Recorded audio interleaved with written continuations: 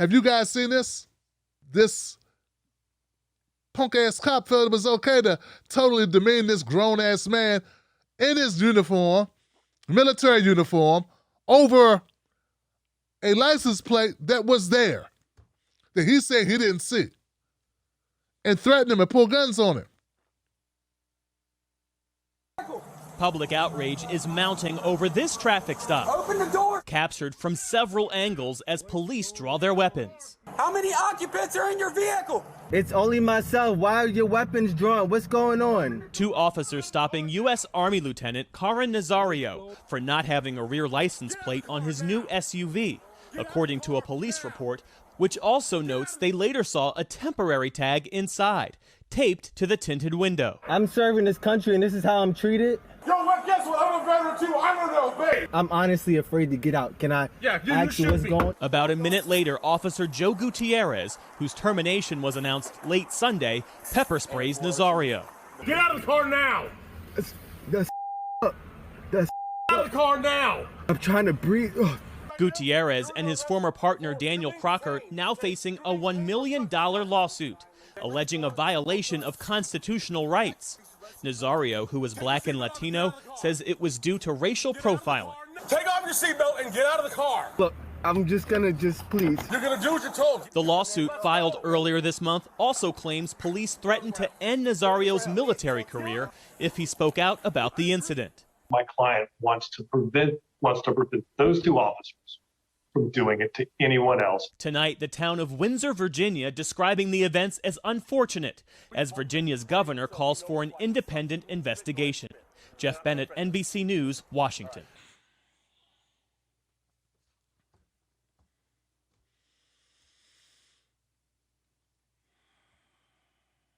I've seen white military personnel act a whole lot more offended at traffic stops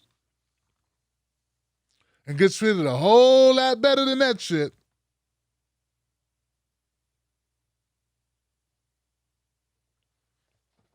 I know that. I know that. That I know for sure.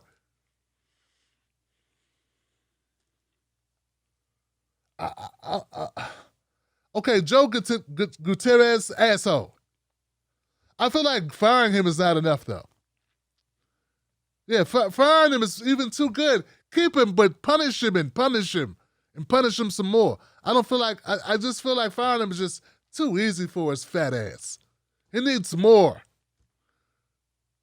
Yeah, like maybe like some money out of his pocket. That's why I've been covering Indian qualified immunity on this show. That's why I've been covering it for months. That's why, because it's important. I see some other people are adopting that idea. But that's what we need to do, because we need to be able to go after cops, not just the state, but the freaking cops themselves who violate our constitutional rights.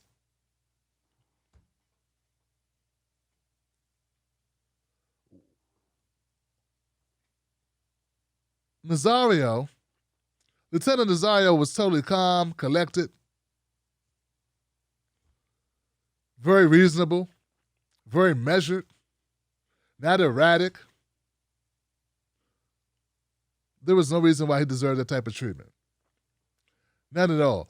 Very calm, collected. I mean, he even said it, look, I'm afraid to do that. He says, you should be. You should be afraid of me, boy.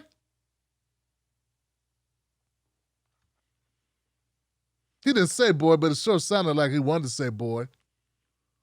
Maybe something else. And who was the lame fucking kid with him? Look, man. Named Crocker. Crocker don't need a badge. I said Crocker don't need a badge. Crocker need to go back to school. Crocker, look, I got two feelings about the deputy, whoever was with him, Daniel Crocker. One, I don't think he was totally on board with what Joe Gutierrez was doing, but he was too weak to stop it. He was too cowardly to do anything about it. So that makes you complicit. The fact that you weren't all in even makes it worse, because that means you didn't stand up. It's not good enough. If he'd have shot Mr. Nazario, you went right along with the bullshit. So I don't feel sorry for you, and I don't feel like you deserve less punishment. Because we all know if Joe would have got a little trigger happy and popped the shell into Mr. Nazario, you'd have went along with whatever the story was. Because you're a go-along, get-along asshole. You're not a leader. And you need leaders out there. You don't need cowardly boys. And yeah, I'm going to call you a cowardly boy because you disagree with him and didn't vocalize that. And men stand up, son. Men stand up. Whether right or wrong, they stand up. Don't agree with somebody with the shit somebody's got going on, with their top, whatever they're doing, you stand up. Sometimes it goes wrong. Believe me, I know. But you stand up. You didn't. You don't deserve anything other than the same punishment. They should fire your ass too. I don't want no weakest link working for me, protecting my son out there. You know, I've never lived that far from Virginia, man, but I've never once in my life even thought about moving to Virginia. And don't get me wrong, Maryland's not great. We got our good old boys. It just seems like more propensity of good old boys in Virginia who don't give a shit.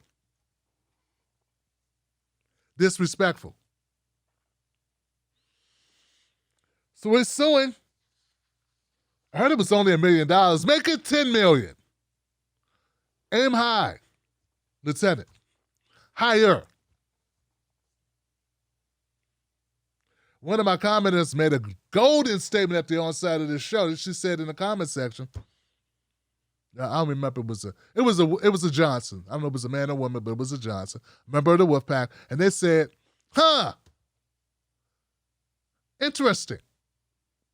So when Colin Kaepernick took a knee, you said he was disrespecting the troops. But when the cops disrespect the troops with guns pointed or something like that, no comment. Crickets.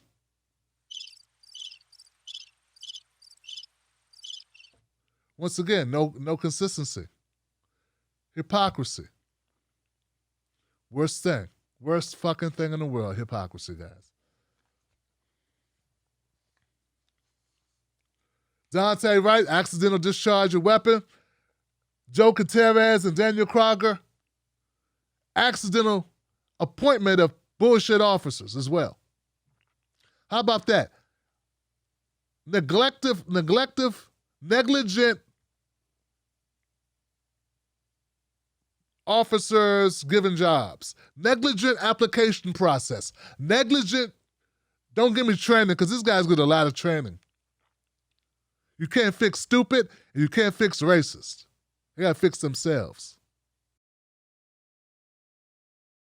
Now, there's one bit of criticism I do have for Nazario, and I'm gonna say it. I'm gonna say it with all due respect. And I mean this with all due respect. My brother, Mr. Nazario, Lieutenant Nazario, only problem I have with what you said, bro, is when you said you can't believe this shit. No, brother, believe it. You're going to treat me like this when I'm on active duty? I can't believe this. No, believe that shit. Believe that. Same thing go for black officers. I can't believe. No, believe that. They're treating me like they treat regular black people. No, believe it. Believe that shit. Happens all the time.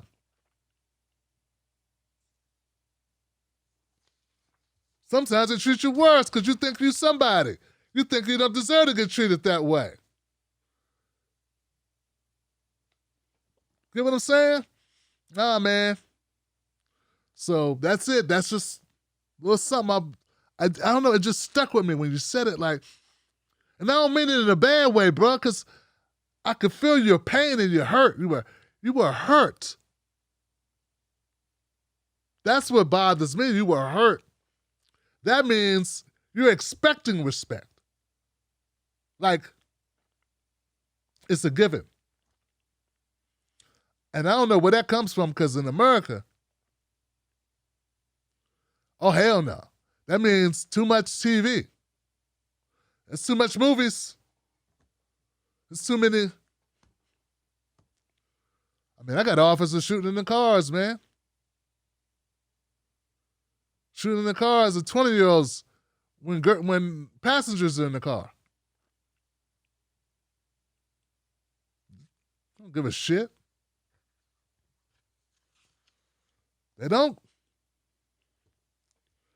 But I feel for you that you who, volunteer, or you who are serving active military, believe that there should be more. You know what I'm saying? And I get that feeling. I used to be that way until I started covering this shit. Then I realized there is no feeling, man. From when I covered Kelly Thomas, when they bashed his brains in back in like 2012, 2013, when I covered that, 2014, I forget when it was, when I covered the fact they bashed a man's brains in. They beat him almost unrecognizably because someone said somebody pulled a car door handle.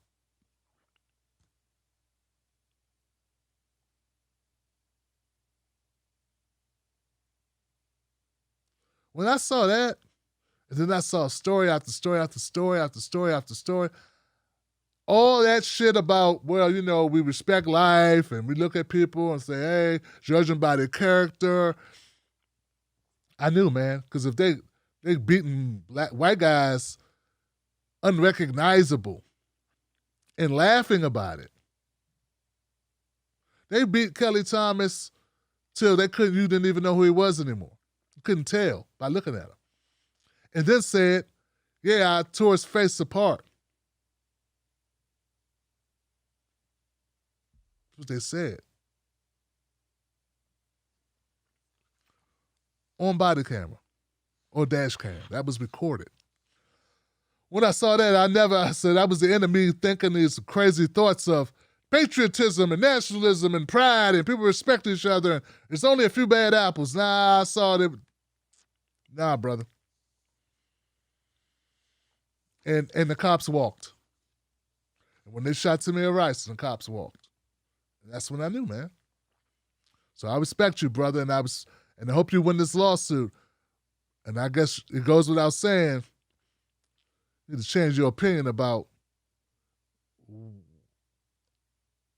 people respecting you. Let me ask you something. Do they know us? When I say they, I mean the talking heads on cable news. Do they know you? I mean, they talk about the world as if it's a sport. They play political games, report on our pain, rack our brain to feed the stock exchange, but do they know us? Do they know what we care about? Nope. They're too far away. They can't see us. They can't feel us. They can't relate to us. See, when you want to know what's going on in your world, trust someone who lives in your world. Subscribe.